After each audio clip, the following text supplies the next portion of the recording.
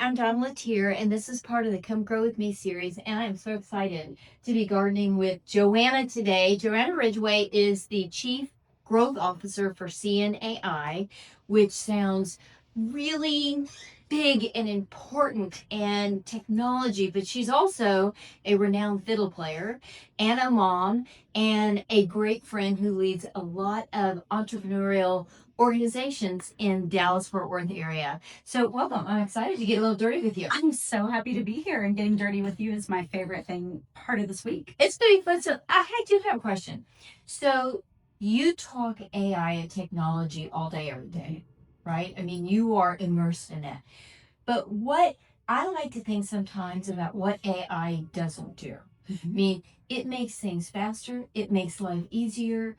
It is helping businesses globally be better. But what about from the human standpoint? I think about what AI can't do. Like AI can't touch and smell this great parsley. So when I think about AI, I like how it can uncover insights from data, but I agree with you. What it doesn't do is reveal behaviors and how behaviors can really change. Yeah. And I think what's so important about what you all do and what I love about your experience here at Gardenuity is being able to interact and remind us of what's available to us that's not AI, what AI can't replace, and that's that human condition. The human condition. I love that. So you're a mom. Yes. Tell me about your kiddos. So I have two children. Thea, she's 5.5, and my son Cohen is 3.5. Cohen loves Spider-Man, and Thea loves dance and Demon Hunters and all the things that I'm not cool enough to know. Well, we're gonna make them love gardening. So we're gonna plant one of my favorite gardens today, Everyday Good, and I love that we're working with fully rooted Bonnie plants. And before we got started, we have a well-bloomed garden over here from the same Inspired Grow collection, and we're growing pineapple sage in it. And I have to tell you, Joanna and I just started getting really creative about all the different ways we could use and enjoy pineapple sage. But we're going to start, we're all about making gardening accessible to everybody, right? And so your littles could take this wherever they wanted to go. You have pizza night, you can bring it in, but it starts in a grow bag, which is really an ideal place for these plants to thrive. We've already hydrated the core for you. So put your hands in and it feels good. One of the things I think is fun is it's tactile and it engages all of our senses. And as fast as your world moves, both personally and professionally, sometimes slowing down just to pause, it's a good thing. Absolutely. Right? And we're always looking for ways to interact with our kids and interact with each other in ways that are out away from a screen. And I love this idea of doing it with my children. Yes, I think that's so fun. So next we've got our foundation, and really the soil is the most important part of a garden, right? It's just like if you put a kid with a really good teacher, they're going to thrive. When you put plants in really healthy living soil, they're going to thrive. So we're going to customize this foundation for these plants. So go ahead and take our primer, this lava sand, and I want you to just pour it right in there. And it is interesting when I think about how we use plants in our daily life, right? Herbs, and I know you cook. I love to Do you do meal prep on weekends? I do. I do quite a lot of that. Okay. And just trying to make batch recipes of things we can eat on during the week. Which makes all the difference. And I kind of think if I cooked a lot on Sundays, right, and for Sunday supper, I heat it up. Put your hand in there and dig it in. Then when I put some fresh herbs on it on Wednesday night, it feels brand new. Absolutely. Right? It feels good. Especially when you can clip them from your garden. That's exactly right. Outside my kitchen. That's exactly right. And do you feel like, do you eat seasonally or do you eat more for convenience? I'm more of a seasonal eater. And I love, there's a cookbook, I believe it's Joseph McFadden, about 6 seasons. Oh my gosh, I have it. Oh my goodness. Yes, I love it. Yeah. So I love focusing on what's in season, what's local. We love going to the farmer's market, to support local farmers and everything, which I think is really important. But absolutely, I think seasonal cooking is important. I do. Ingredient, nutrition, everything. So go ahead and pour this right on top of the hydrated core. And there we go. You know what? I think that keeping it simple, one of the goals that we have, especially with this Inspired Grow collection, is to grow confidence. Mhm. And you can do that when you have a guide helping you along the way. Absolutely. Things are pre-measured. And I share a lot about the idea that these fully rooted plants from Bonnie Plants for the Inspire to Grow collection, you know what? A lot of time and care goes into the farmers at Bonnie Plants who, I mean, they're taking so much attention to curating the perfect seed from seed breeders globally. They tend to these plants at every single stage of their growth process until they're ready to go to their forever home.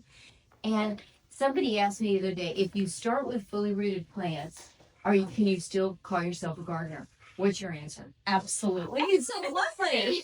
Especially when we're so busy and have so much going on, I get a lot of mental well-being from putting my hands in dirt and just growing things that I'm going to cook with makes me feel 100%. confident and happy. And just the people you talked about that are growing these things, what a great way to support the economy. And Yeah, that is true. That's true. So, a couple of tricks when you are taking herbs out or vegetables out of the pots they come in. You know, I always make sure they're well hydrated, turn it upside down and give it a squeeze. And you're going to dig a hole as deep as the pot it comes in. Okay. So, if this was a 2-inch pot, you dig a 2-inch hole. Okay. And all these plants that we're planting today have been gone through our matching algorithm, which means they're aligned perfectly to grow together. So they have really the same hydration needs, same comfort zone, nutritional needs. So now you go ahead, plant the sage. And let me ask you this. Yeah. You cook a lot. Yes. So right now, what's on your go-to recipe card? Right now, so I just returned from London and I always visit the spice market in Borough Market. Oh my gosh. So I love their spice blends, and what I love to do is just I love to do a big pan of roasted vegetables. Oh yeah. And so there's a salt blend I brought back. It was a lemon, fennel, and chili. Oh, and I'm obsessed with it, and I use it all the time. Yeah. So here's a question as a mom. Do you do a separate meal for the kids versus your husband? I mean, Well, regrettably, I always claimed I'm not going to have picky eaters. I do right now, but I always do what we call a no thank you bite. So you have to do a no thank you bite. Okay, so that's good. you have to take a bite of what I've cooked. You can say no thank you, but you try it. But I've just the research on children's development and eating habits. What I've seen is putting it in front of them as much as you can. It can take 10 to 15 times of getting a vegetable or a new food in front of them. So it's hard to be patient, but I try and remember that. But hey, you're way nicer than me. When my kids were little, I would say you get what you get and you don't throw a fit. Yeah, I like this is what's for dinner. And you know what? If my mother was a little softer on that, I remember growing up, I did not like broccoli, but I loved cauliflower. So she would always make, you know, if she made broccoli, she'd make me a side of cauliflower. I mean, me, I literally am like, you get what you get and you don't throw a fit. We're lucky. We have a meal in front of us. Absolutely. I might use that. So Thea and Cohen are gonna experience that. Yeah, there you go. It works. It works. So next what we're gonna do is we want to keep this soil alive and thriving. And I love part of the Inspired to Grow collection because what we're doing is a couple things. We've got this great miracle grow. So I'm gonna go ahead and have you open this up. Here's some scissors and then pour it into the mixing cup. And then we're going to top it off with water. And this is something we're going to do every week during the season. Okay. So you get an entire season's worth of this. And it's just keeping the soil alive, thriving, which in turn will feed the garden. And when you have a really healthy garden system, the other trick here is, you know what, it's growing. You want to harvest a lot. The more you harvest, the more you're going to get. So make sure to really hydrate the soil, not the plants. And this is a cut and come again garden. These are herbs that you can use every day throughout the season. And I will tell you, in Dallas, my parsley comes back year after year after year. And so does my oregano. Basil, you know what? I've had trouble with it, but my rosemary does come back. It does. Okay. Yeah. My basil, once it gets cool, we're out.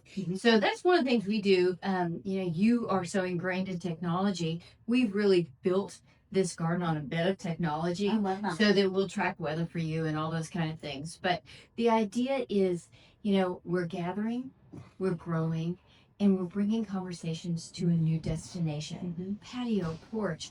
And I think that if there's something living where you're sitting, it just evolves and inspires conversation, right? That seems like a very good use of AI, and and that's what we hope our clients do, is use the insights we generate to be heroes, to focus less on trying to uncover what's in the data and focus on their clients. And I mean, I know the people watching this soil is so rich. You And can then it feel smells good. it smells Yeah, amazing, it smells great. and you can really feel how rich it is. Okay, so now we have to go back to the fiddle plant. Okay, yeah, back to Okay, so not only do you, I mean, you're a bigwig in the fiddle world.